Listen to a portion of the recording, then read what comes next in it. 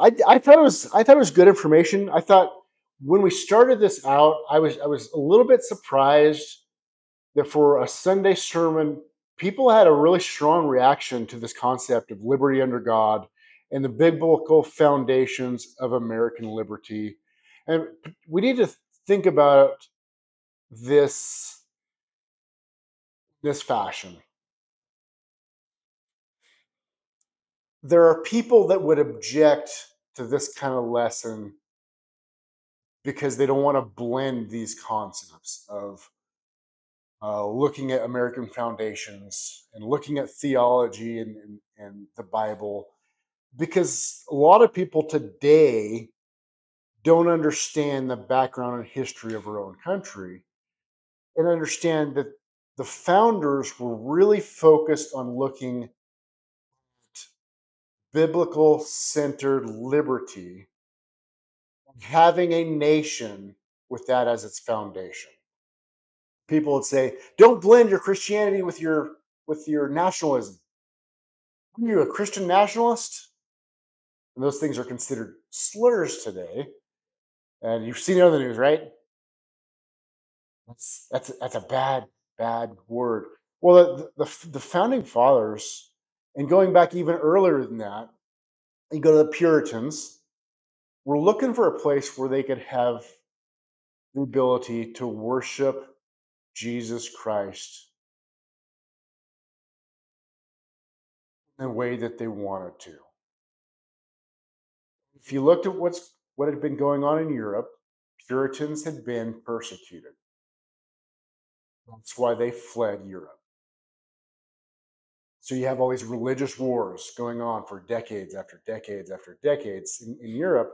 So now we need to get out of town, go someplace, and establish a land where we can freely worship Christ.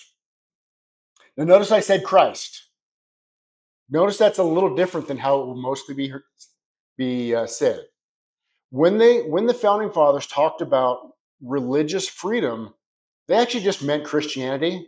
And when they said free to worship, so they're like, we don't care which denomination you are. Okay.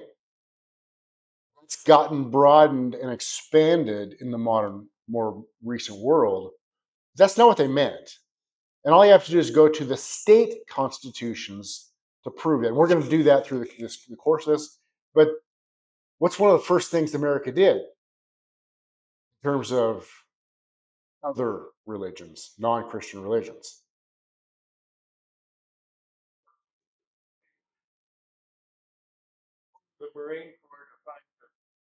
Earl's got where I'm going. We'll get to witches some other day. No, the former Marine Corps too. The Barbary Pirates. So uh, one of the earliest things that took place was a religious battle, even though they would have said it's not that. In at least some way it was. You had the Mohammedans making war with Americans. Everyone else, by the way, after they'd been pushed out of Europe. So that, I mean, just to kind of set the stage and background for some of the places we're going to go. We're going to look at the concept of liberty as it relates to America, as it relates to politics, but also as it relates to theology, because liberty can mean a lot of different things. Liberty is not freedom. If that shocks you, you shouldn't be shocked. Liberty is far superior to freedom. And I say that what I opened with in the sermon a couple weeks ago was a story that you get from, I forget the name of the TV show or movie that was in there. If I paused and looked at my notes, I could find it for you. But I think it's called Newsroom, something like that.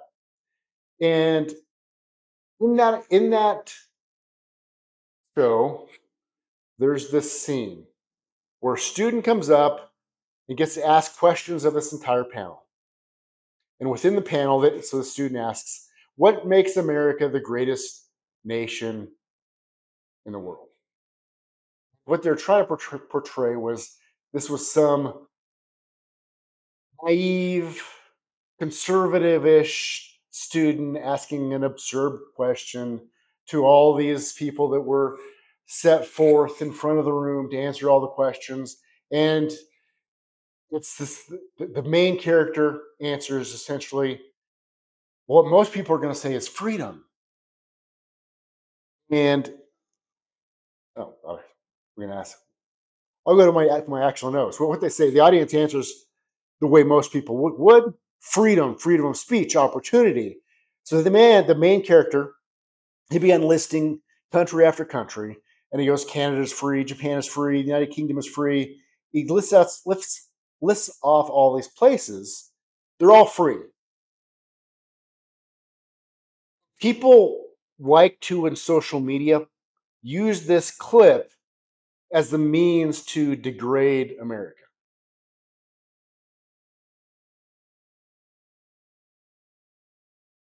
Say America's certainly not better than any of these other countries. All of them are free. So you don't have to agree with it. The rest of the thing goes on this liberal leftist rant kind of a thing. So, but I think it misses the point and really misunderstands the foundation of America. So it assumes that the American founding was primarily about freedom. So my argument is this: their founding fathers would have seen this very differently. The American experience, it's not about freedom, it's about the liberty that we've been talking about. So we when we watch TV or listen to people outside of the church, especially, those two words are generally used as synonyms. So they're interchangeable. Freedom, liberty, they're the same thing. And they're not. So historically and biblically, they can't be interchanged. So freedom describes the ability to act. Liberty describes the proper use of freedom. What's that? Yeah, right. Exactly right. Uh, give me liberty or give me death, which is, we don't say that of freedom. Allow me to have actions the way I want. No, it's give me liberty, which includes freedom, but expands far beyond that. So freedom asks, what am I allowed to do? That's what our country is trying to get to. Is we should be asking the government, what am I allowed to do? In all different aspects of the world today and governmental life, that's the idea. That's ideal for the government and the bureaucracy. If the people just go, what are we allowed to do here? Liberty asks, how should a free people live? So freedom can exist without virtue. Liberty cannot exist without virtue. Okay, you can act with limitations based on tyranny. There doesn't have to be any. Christ doesn't have to be behind that. When we talk about liberty, Christ needs to be behind that.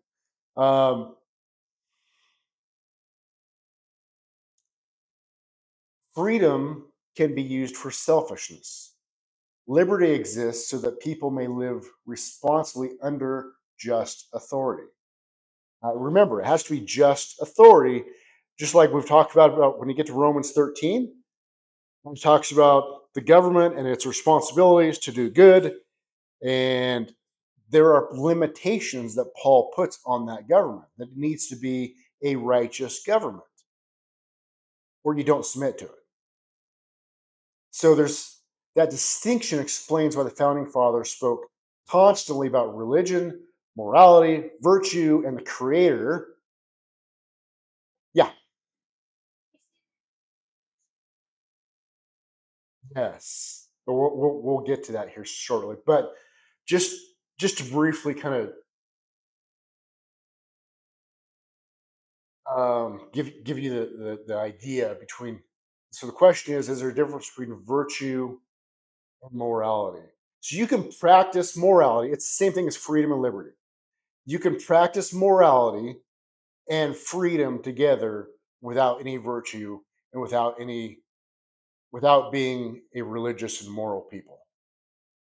So that's why the founding fathers put the two things together when they say this kind of government can only exist with a religious and moral people. But the idea that they have there is drawing their morality from their religion and their virtue.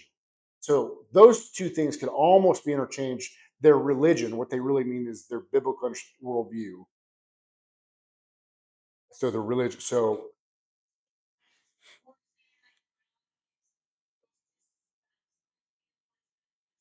yep, right, right, right. So strictly using the word morality without any other indicators doesn't give you who or what is defining that morality. Morality is the action that would be considered normal. Um, where we define our virtues and our morality based on biblical principles. Yeah. Yep.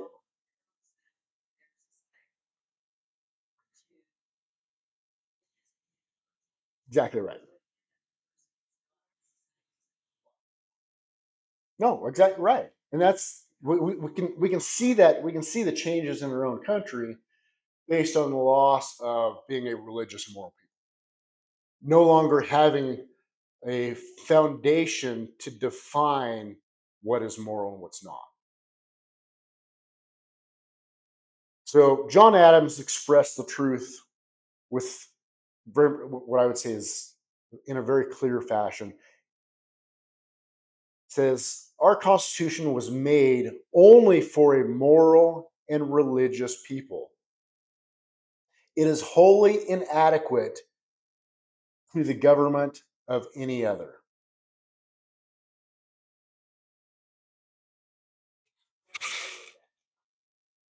What's that? Right. Yep.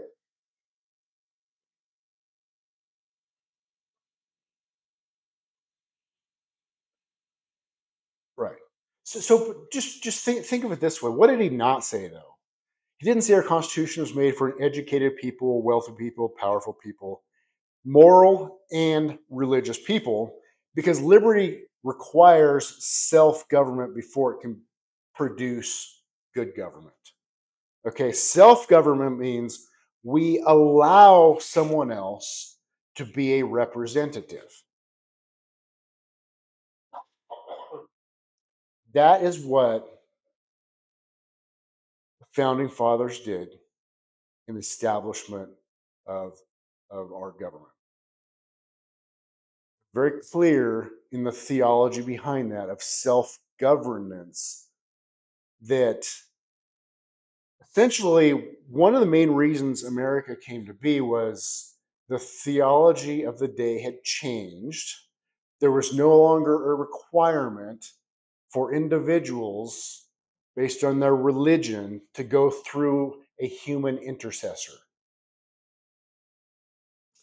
So once you got to the Protestant world and people going, we can go directly to Christ.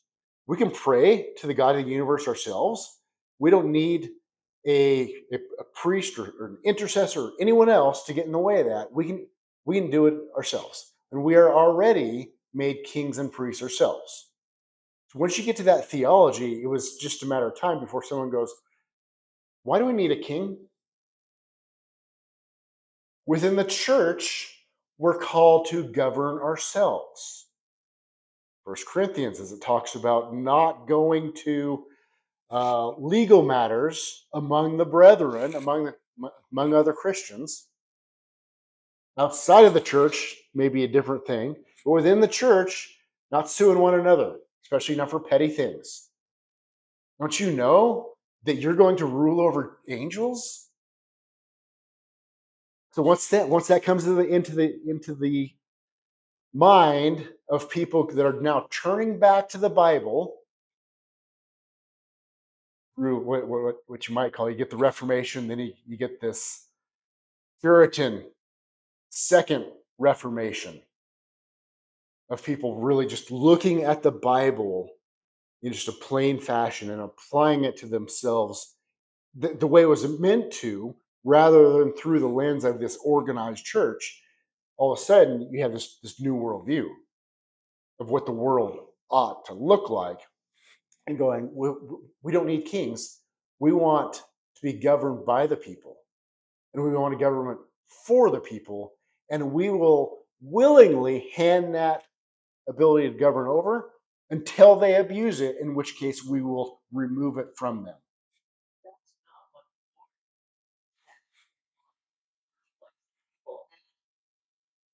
So here's let me answer that. True. The best and most perfect government is a theonomy. And what does that mean? God acting as a king. It's actually what God had originally intended. Then the people said, we want a king, give us a king like everyone else. Well, he gave him a king just like everyone else had. And he warned them, when you get this king, he's going to do all this naughty stuff to you. He's going to tax you, he's going to abuse you, he's going to do all this stuff. Not knowing God actually had a king in mind that would eventually lead to the kingship of Christ. Even the philosophers of Greece understood the best government is a completely righteous king. They couldn't perceive of one, and there's no such thing outside of Christ. So the second best, other than being ruled by Christ alone, is what the founding fathers established. Okay, where it's self-governance with a biblical worldview, where we hand off to representatives something, but maintaining the ability that if they become corrupt, pull that back and start again. Okay, I know, I know. You think? I think, and we haven't gotten out of our introduction yet. We're already in trouble. I haven't even got to a Bible verse other than the references, the allusions to a few. We're getting there. Hang in there with me. So in the Constitution, James Madison. James Madison is one of the guys they say this guy he's a deist, along with Thomas Jefferson. They weren't religious people. Jefferson was probably.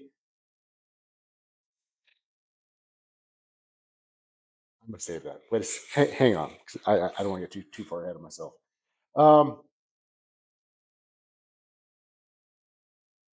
yeah, maybe I do. Okay, let me just read this. So this kind of understanding is really, really old. It didn't start Philadelphia. So it reaches back through the English constitutional history, through the Protestant Reformation, and ultimately to the pages of Scripture. So one of the things I've already studied and researched and I've written papers on this and argued this, the American constitutional system cannot be understood apart from the biblical worldview that shaped the Protestant understanding of authority, covenant, conscience, and human nature. The founders inherited far more than political theory, they inherited a theological vision of ordered liberty under God. So, of course, that predates the Declaration of Independence or the Continental Army or James Madison's drafted the Constitution. So, God had already spoken about liberty. The Bible does not present liberty as independence from God. Okay, that's key. The Bible does not present liberty as independence from God. So, we're just talking about this governmental system, self governance. It assumes self governance with liberty being dependent in submission to God. Okay? So it presents liberty as one of God's gifts, a gift exercised under his authority, protected by justice, sustained by righteousness, and ultimately fulfilled in his Son, Jesus Christ. That is why America's story is best understood not by beginning at 1776, but back before that. Do you want to answer some questions? Where does liberty come from? What preserves liberty? And why does every earthly liberty ultimately point to Jesus Christ? So as we were celebrating Independence Day. We just expanded it to apparently Independence Day year, since I've been told we're going to be on this for the rest of the year. Well, maybe we'll see. I hope that we can finish this entire study up with a deeper appreciation for the blessing God has given our nation. But I want to do something that's more important than that. I want to leave with a greater appreciation for the one from whom every true liberty comes. For as the Apostle Paul declares, now the Lord is Spirit, and where the Spirit of the Lord is, there is liberty.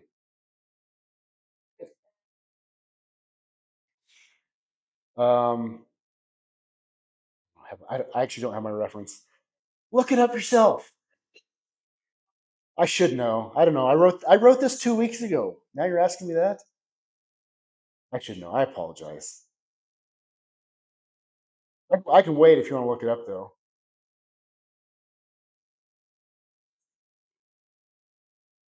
Now the Lord is Spirit, and where the Spirit of the Lord is, there is liberty.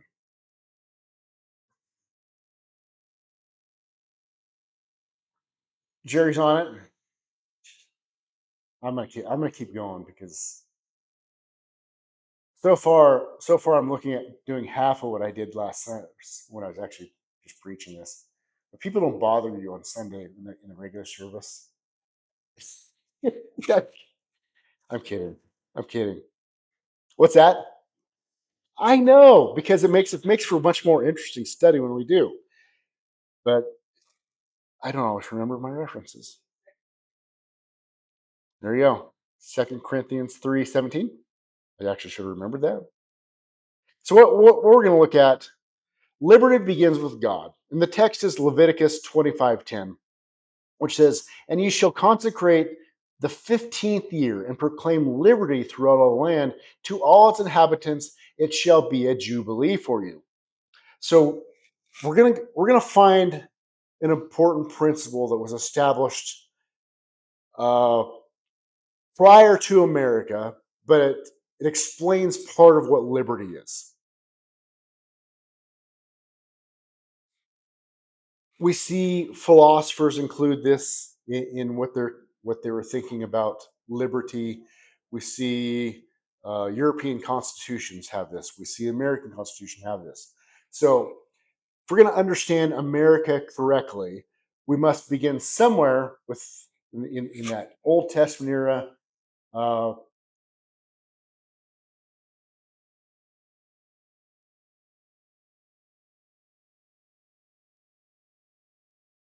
Scrolling down here.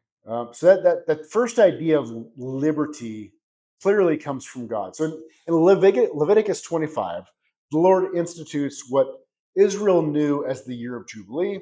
Every 50th year, all the slaves are released, all the debts are forgiven, families return to their ancestral inheritance, land that has been sold because of hardship gets restored to its original owners. All yeah, all debts forgiven. So the reason this is done, the background here is it's simply God saying, I've set a certain order and there's an inheritance. And essentially God says, these things are mine. I gift them to my people. One of the key elements to liberty is land ownership. And you see the philosophers like David Hume talking about that. That's where the founding fathers, They go to the Renaissance and the Reformation. They go to intellectual history, and they go to the Bible, and they try to pull all this stuff in and say, what is the stuff that agrees with the Bible that we can therefore affirm as being true? Okay, so if they looked at a philosopher and they go, this doesn't agree with the Bible, they kick it out. They only looked at things that agreed with the Bible. In this case, they look at Leviticus 25 and they draw this understanding of, as we have freedom, we want to include liberty, but in order to truly have liberty, you got to have some of these concepts, including land ownership. Um,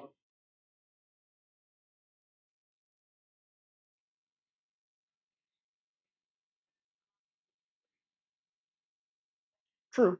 Yeah.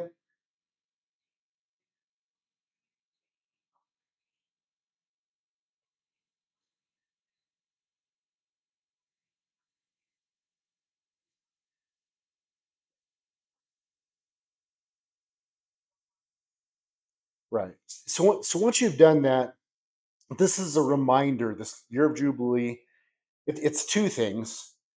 It's a reminder of the gracious gifts that come from God. Secondly, it's a reminder that He has authority over all things. Yeah, go ahead.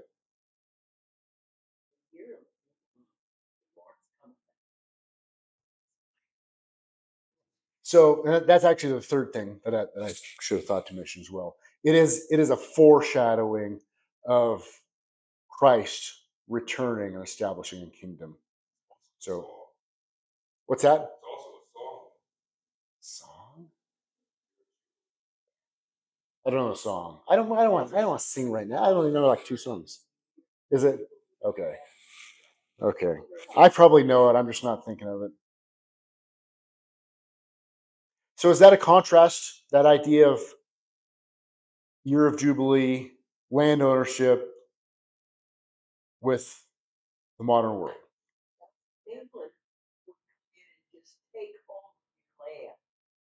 Okay. Right. Yep. So that's one of the things. Yep.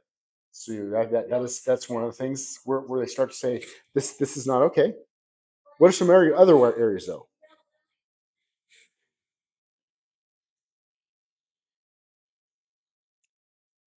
Yeah, if you think you own your place, don't pay the taxes for a little while and see what happens.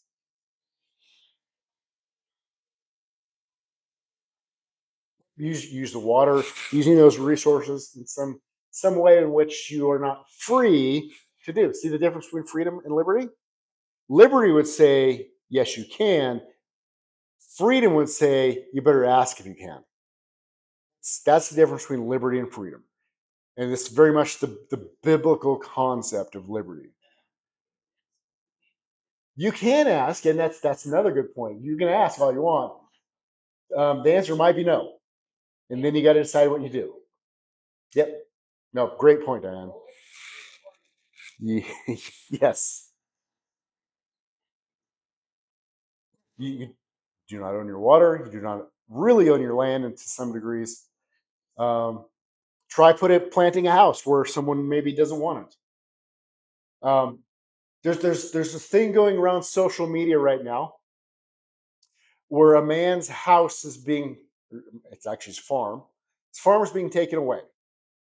His farm's being taken away because he's being charged interest by the IRS. Sent him back too much money. He notified them. He notified them that I need to send this back. There was a mistake. You've sent me too much money. He eventually got the money sent back, but they're now charging him interest on the time that he had that money in his account. And now they're threatening to take his house away because it's not because he didn't return the money, because he didn't pay interest on the money in with that he didn't want to be in. Okay? In reverse,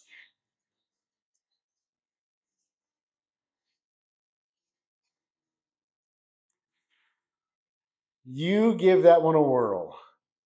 I don't think it's going to work out. So today, freedom is often defined as the right to determine our own truth, establish our own morality, and live without accountability to anyone but ourselves. So Scripture rejects that, and that's certainly not the concept of what liberty is.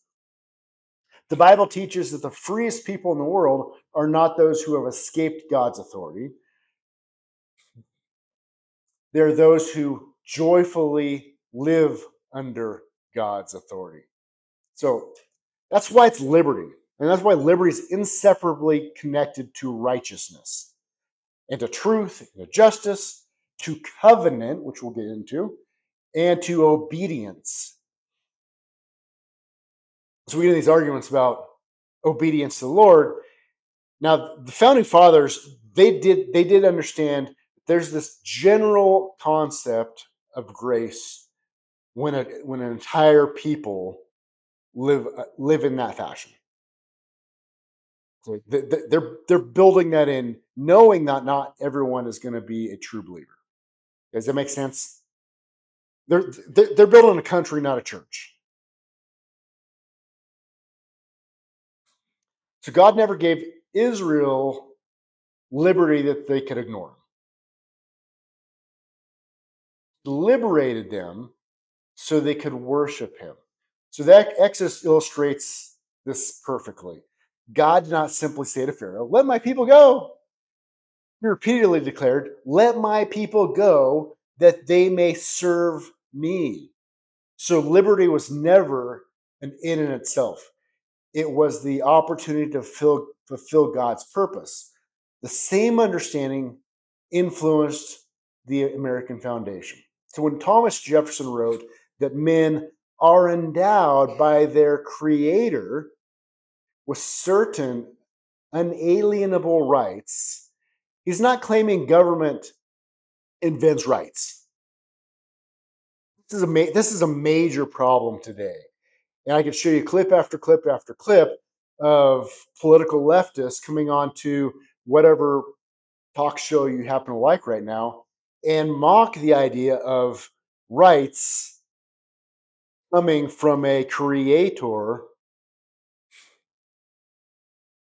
It's they have alternate views of us. Rights come from the government. Goes back to that asking for permission concept.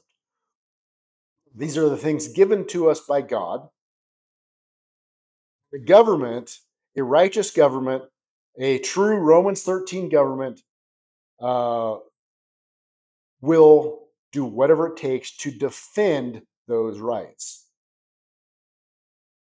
So it's not declaring that government recognizes rights already granted by God. Sure, I mean, that's the limitation. All they can do is recognize and defend the rights given to us by God. Um, that concept is what made America so different and changes all of political history. If rights come from government, government can take them away. If rights come from God, government becomes accountable to a higher authority. So that idea, it's mind blowing to these people. So I've made this argument that this understanding did not appear suddenly in the 18th century. It developed through centuries of Protestant reflection on biblical authority, covenant theology, the dignity of humanity as God's image bearers, and the conviction that rulers themselves are subject to God's laws. The American Foundation inherited this theological framework and translated many of its principles into constitutional government. Earl's checking his watch. I had to check too.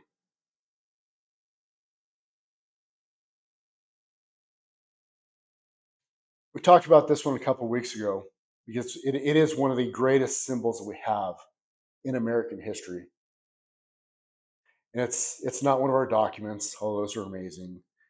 We have lots of memorials, monuments, but You guys know the Liberty Bell? You guys remember talking about this a few weeks ago? It it's in Philadelphia. Millions of people go see it every year. And what do most people see first? So most people don't notice this. It actually cast in the bronze bell, and it was decades before the Declaration of Independence of these words from Leviticus 25:10, and it says, "Proclaim liberty throughout all the land unto the inhabitants thereof." So on that bell is that tremendous proclamation of liberty. So think about this.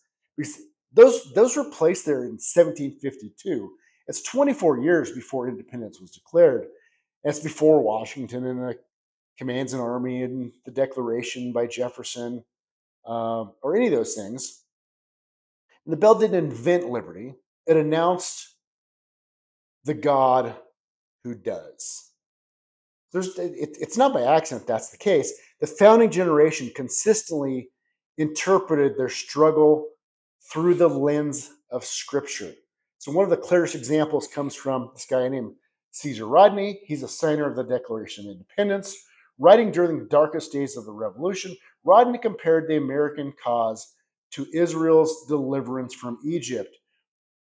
He wrote, "The Israelites, the chosen people of God, met with the crosses and disappointments of their journey from the land of bondage to that of liberty, but by a steady perseverance and divine assistance, at length passed to the promised land." So Rodney was not claiming America was this new Israel.